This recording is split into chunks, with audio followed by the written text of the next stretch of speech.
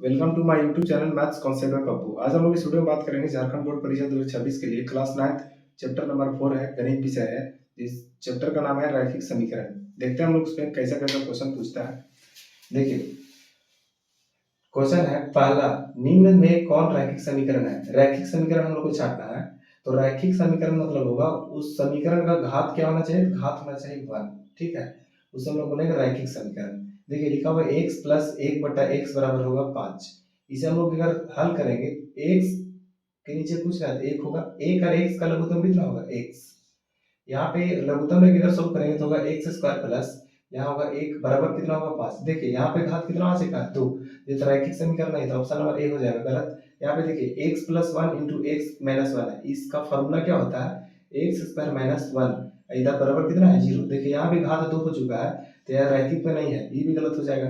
देखिए इसे अगर हम लोग सोल्व करेंगे, इसे अगर हम सोल्व करना चाहते हैं तो ए माइनस बी का होल स्क्वायर करेंगे। तो ए माइनस बी का होल स्क्वायर क्या होता है A square minus 2ab plus B square. B की जगह 1 है तो 1 का स्क्वायर होगा, इधर होगा एक्स स्क्वायर माइनस 2। देखिए दोनों साइड एक्स स्क्वायर है तो काट देंगे। इसे अगर सोल्व करेंगे तो इधर कितना बचा हुआ माइनस 2x, इधर माइनस 2 है उसको उधर ले जाएंगे तो इधर है प्लस 1, माइनस 2 है तो इधर जाके प्लस 2 बराबर क्या हो जाएगा 0। देखिए यहाँ पे माइनस 2x है, 1 और 2 कितना हो जाएगा 3 बराबर 0। कितना है घात 1, घात 1 है तो उसी को हम लोग बोलेंगे रैखिक समीकरण। ऑप्शन नंबर कौन होगा डी। इसे अगर सोल्व करेंगे, देख लीजिए यहाँ पे घात 2 है, ये भी हो जाएगा द्विघात, इसलिए ऑप्शन नंबर सी गलत होगा। कौन सा ऑप्शन सही होगा, डी। आगे क्वेश्चन है कि कौन रैखिक समीकरण है। इसमें भी हम लोग को छाटना है रैखिक समीकरण कौन है। इसे हम लोग तो सबसे पहले ही काट देंगे, क्योंकि इसका घात 2 है तो द्विघात होगा। इसे भी काट देंगे। देखिए पहला क्वेश्चन का ऑप्शन नंबर ए और दूसरा क्वेश्चन का ऑप्शन नंबर बी कुछ एक ही प्रकार का है, तो इसीलिए जब क्वेश्चन नंबर 1 में नहीं हुआ था रैखिक, तो क्वेश्चन नंबर 2 में भी नहीं हुआ, तो ऑप्शन नंबर कौन हो जाएगा गलत, बी। इसे अगर देखना चाहेंगे x प्लस 2 का होल स्क्वायर, इसे अगर तोड़ेंगे a प्लस बी का होल स्क्वायर तो टूटेगा क्या x a square plus 2ab, 2ab मतलब 4x प्लस b स्क्वायर मतलब 4 बराबर क्या है x स्क्वायर प्लस 1। देखिए LHS RHS दोनों में है, x स्क्वायर काट देंगे। दोनों साइड अगर देख रहे हैं तो x का जो पावर है यानी चर का जो पावर है वो 1 है, तो यही होगा रैखिक समीकरण। इक्वेशन ऑप्शन नंबर कौन होगा, सी। अगला क्वेश्चन है दो चर वाले रैखिक समीकरण का मानक रूप है। मानक रूप हम लोग को छाटना है। दो चर वाले रैखिक समीकरण का मानक रूप क्या होता है, तो होता है ax plus by plus c बराबर होता है 0। याद रखिएगा हमेशा, जहां पे a b c तीनों क्या है, तो तीनों है वास्तविक संख्या, और x y दोनों क्या है तो चर है, यानी ऑप्शन नंबर कौन होगा, ऑप्शन नंबर होगा बी। देखिए ax plus by plus c बराबर क्या होगा 0। दो चर वाले रैखिक समीकरण का जो मानक रूप है क्या है ax plus by plus c बराबर 0। आगे हम लोग देखेंगे इनमें से कौन दो चर वाले रैखिक समीकरण है। इसमें हम लोग छाटना है कि कौन दो चर वाले रैखिक समीकरण है। शुरू में बोला रैखिक समीकरण छाटने के लिए, दूसरा में बोला रैखिक समीकरण छाटने के लिए, तीसरा बोला हम लोग को रैखिक समीकरण का मानक रूप बताने के लिए। अब हम लोग को पूछ रहा है कि इनमें से कौन सा दो चर में रैखिक समीकरण है। सबसे पहले देखेंगे किसमें दो चर है। देखिए तो इसमें खाली सिर्फ x दिख रहा होगा, एक चर में है, तो ये ऑप्शन नंबर ए गलत हो जाएगा। इसमें दो चर दिख रहा है x और y, तो ऑप्शन नंबर बी सही हो जाएगा। सी में देखिए तो सिर्फ y दिख रहा है यानी एक चर है, ये भी गलत हो जाएगा। डी में देखिए सिर्फ x दिख रहा है मतलब चर के रूप में एक है, तो ऑप्शन नंबर डी भी गलत हो जाएगा। कौन सा सही होगा, ऑप्शन नंबर बी। अगला क्वेश्चन है कि -2x प्लस 3y बराबर 6 को ax plus by plus c यानी कि दो चर वाले रैखिक समीकरण इसको व्यक्त करना है। उसके बाद हम लोग को छाटना है a b और c का वैल्यू क्या होगा। देखिए जब भी दो चर वाले रैखिक समीकरण दे तो x के साथ जो गुणन होगा वो a का वैल्यू है, और जो y के साथ गुणन है वो b का वैल्यू है।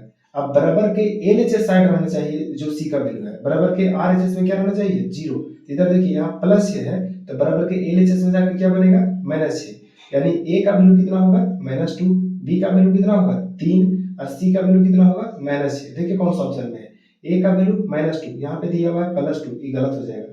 यहाँ पे a का वैल्यू हम कितना है -2, यहाँ पे दिया हुआ है +2, ऑप्शन नंबर डी भी गलत हो जाएगा। a का वैल्यू कितना है -2, b का वैल्यू कितना है देखिए तो 3, ठीक है, और c का वैल्यू कितना है -6। देखिए यहाँ पे a का वैल्यू -2, b का वैल्यू +3 और c का वैल्यू -6। देख लीजिए यहाँ पे ऑप्शन नंबर कौन सही होगा, ऑप्शन नंबर यहाँ पे सी है, सी लिखा हुआ, ठीक है, ऑप्शन नंबर सी। आगे हम लोग देखेंगे x माइनस वाई बटा 5 बराबर 10 को x plus B Y plus C के रूप में व्यक्त करना है। फिर से हम लोग को a b c का वैल्यू निकालना है।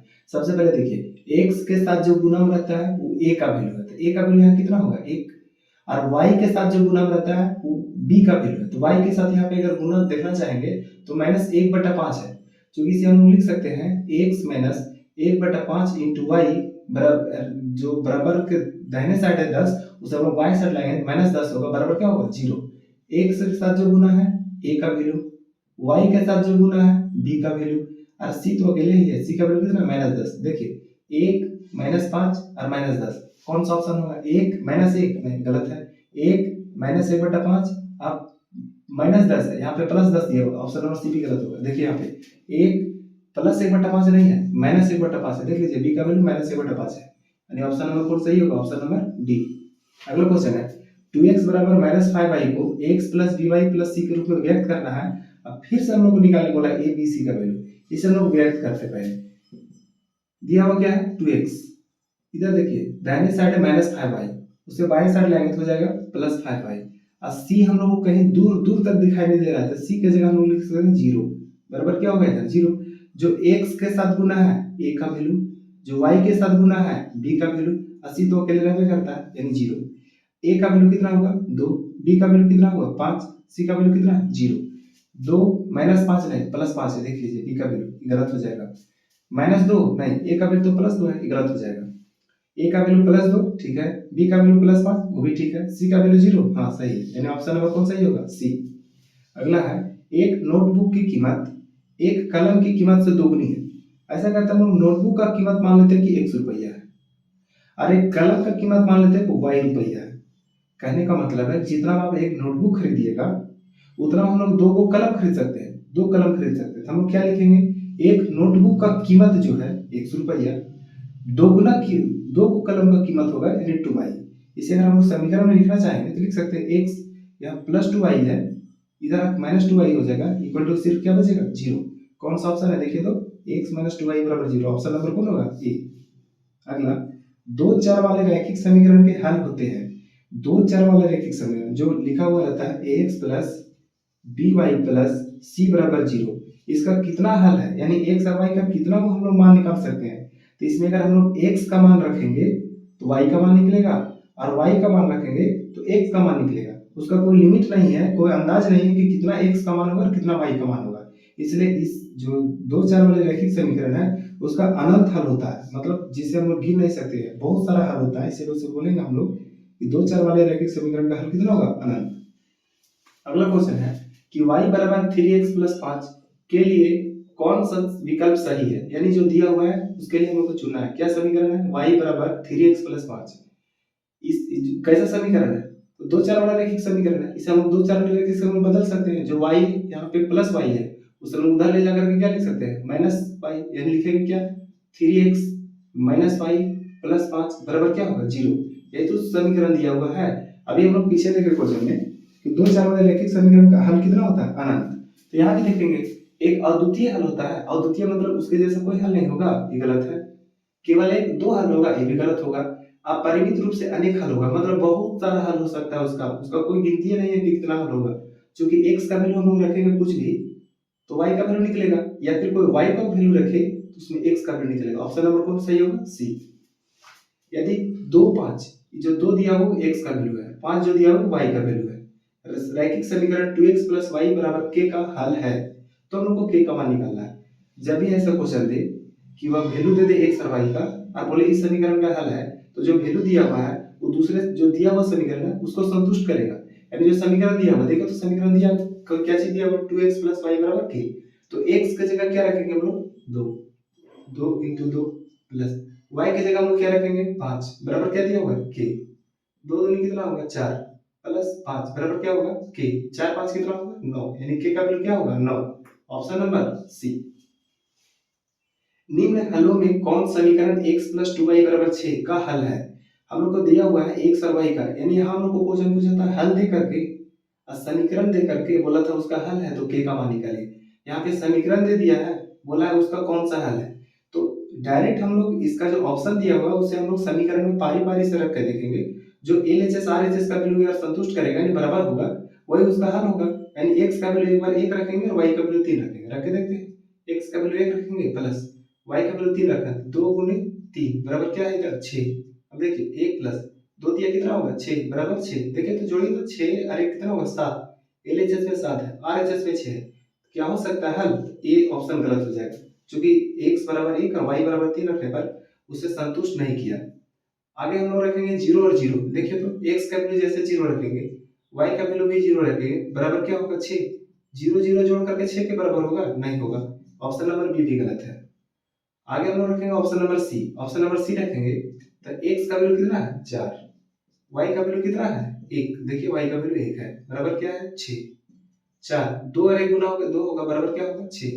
4 2 जोड़ेंगे तो 6 होगा, बराबर 6 होगा। LHS RHS बराबर हुआ, तो हम लोग बोल सकते हैं ऑप्शन नंबर सी आंसर वही होगा, यानी कि x बराबर 4 y बराबर 1 जो दिया हुआ समीकरण x + 2y = 6 का हल है। अगला क्वेश्चन है x बराबर 5 y बराबर 2 निम्न समीकरण में किसका हल है? देखिए यहाँ भी जैसे 11 नंबर का क्वेश्चन था उसी तरह 13 नंबर का क्वेश्चन है। हल दे दिया है, हम लोग को समीकरण पूछा कि किसका हल है, तो हम लोग x का वैल्यू और y का वैल्यू सभी समीकरण में रख के देखेंगे। जिसमें रखेंगे जो LHS RHS उसे संतुष्ट करेगा वो उसका आंसर होगा। देखिए x का वैल्यू 5 रखेंगे, y का वैल्यू 2। x का वैल्यू 5 रखेंगे, y का वैल्यू कितना है 2। 5 + 2 × 2 बराबर क्या है 7। 5 और 4 जोड़ेंगे 9 होगा, जो कि 7 के बराबर नहीं है, तो ये ऑप्शन गलत हो जाएगा।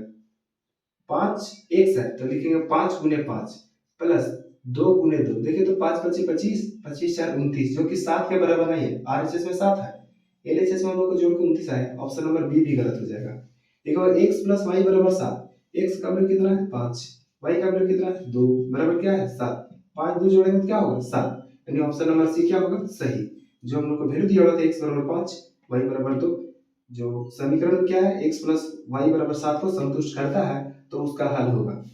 यदि ये सब क्वेश्चन समझ में आया होगा तो एक क्वेश्चन दिया हुआ है x - y = 2 का हल है, यानी यहाँ को समीकरण दे करके पूछा है कि चार को ऑप्शन में कौन सा हल है, तो ऑप्शन को पारी पारी से रख के देखिएगा। LHS और RHS का वैल्यू जिसमें बराबर हो जाएगा वही दिया हुआ समीकरण का हल होगा, यानी उसका आंसर होगा वो।